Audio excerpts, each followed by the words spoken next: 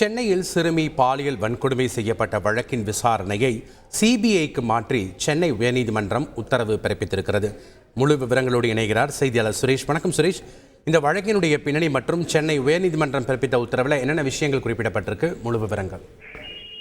வணக்கம். சென்னை அண்ணா நகரை சேர்ந்த 10 வயது சிறுமி பாலியல் வன்கொடுமை செய்யப்பட்டது குறித்து அண்ணா நகர் மகளிர் காவல் நிலையத்தில் புகார் அளிக்க சென்ற அந்த சிறுமியினுடைய பெற்றோரை காவல் ஆய்வாளர் தாக்கியதாக குற்றச்சாட்டு இருந்தது. இது சம்பந்தமாக அந்த பெற்றோர் வீடியோவையும் வெளியிட்டிருந்தார்கள். இந்த விவகாரம் தொடர்பாக சென்னை உயர்நீதிமன்றம் தாமாக முன்வந்து வழக்கை விசாரணைக்கு எடுத்துக்கொண்டு அதே போல அந்த சிறுமியினுடைய தாயாரும் உயர்நீதிமன்றத்தில் ஒரு மனுவை வாழ்ப்புணர்வு வழக்கை தாக்கல் செய்திருந்தார். இந்த 2 வழக்குகளையும் நீதிபதிகள் S.M. சுப்பிரமணியம் மற்றும் சிவஞானம் அடங்கிய அமர்வு இன்றைக்கு விசாரணைக்கு வந்தன.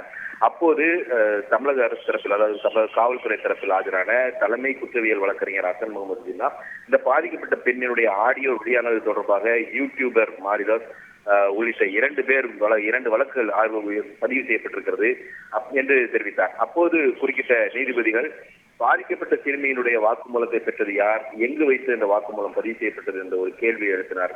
இதற்கு பதிலளித்த தலைமை குற்றவியல் வழக்கறிஞர் இந்த பெண் ஆய்வாளர் அவருடைய செல்போன் மூலமாக மருத்துவமனையில் வைத்து இந்த வாக்குமூலத்தை பதிவு செய்திருக்கிறார். உடனடியாக வழக்கு பதிவு செய்ய வேண்டும் என்பதற்காகத்தான் அவர் மருத்துவமனையிலிருந்து வாக்குமூலத்தை பதிவு செய்திருக்கிறார் என்று விளக்கமளித்தார்.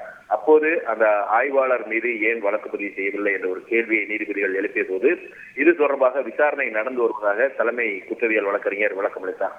இதனைத் தொடர்ந்து இந்த போக்சோ வழக்குகளை விசாரிக்கக்கூடிய போலீசாருக்கு உரிய பயிற்சிகள் வழங்க வேண்டும் என்று வழக்கின் விசாரணையை உயர் அதிகாரிகள் மேற்பார்வை செய்ய வேண்டும் என்றும் நீதிபதிகள் உத்தரவிட்டிருக்கிறார்கள். மேலும் பாதிக்கப்பட்டவர்களுடைய அடையாளத்தை பாதுகாக்க வேண்டும் எனவும் இதுபோன்ற புகார் மீது உடனடியாக வழக்கு பதிவு செய்ய வேண்டும் என்றும் நீதிபதிகள் தெரிவித்திருக்கிறார்கள். இந்த வழக்கை பொறுத்தவரைக்கும் போக்சோ விதிகள் மீறப்பட்டிருப்பதாகவும் மருத்துவமனையில் லிப்ட் அருகே வைத்து இந்த வாக்குமூலம் பதிவு செய்தது என்பது தவறு எனவும் பாதிக்கப்பட்ட சிறுமியினுடைய பெற்றோர் முறையாக நடத்தப்படவில்லை எனவும் நீதிபதிகள் தங்கள் உத்தரவில் குறிப்பிட்டிருக்கிறார்கள். இந்த வழக்கின் காவல்துறையினுடைய விசாரணை மீது பெற்றோருக்கு நம்பிக்கை இல்லை. அவர்கள் தரப்பு வாதம் மூலமாக இது தெளிவாகிறது.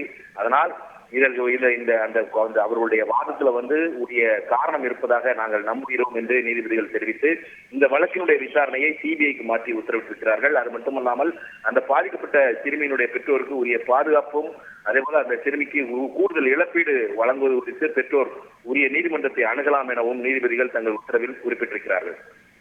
நன்றி சுரேஷ், உங்களுடைய முழுமையான விவரங்களுக்கு. செய்திகளை உடனுக்குடன் தெரிந்து கொள்ள உடனே சப்ஸ்கிரைப் பண்ணுங்க.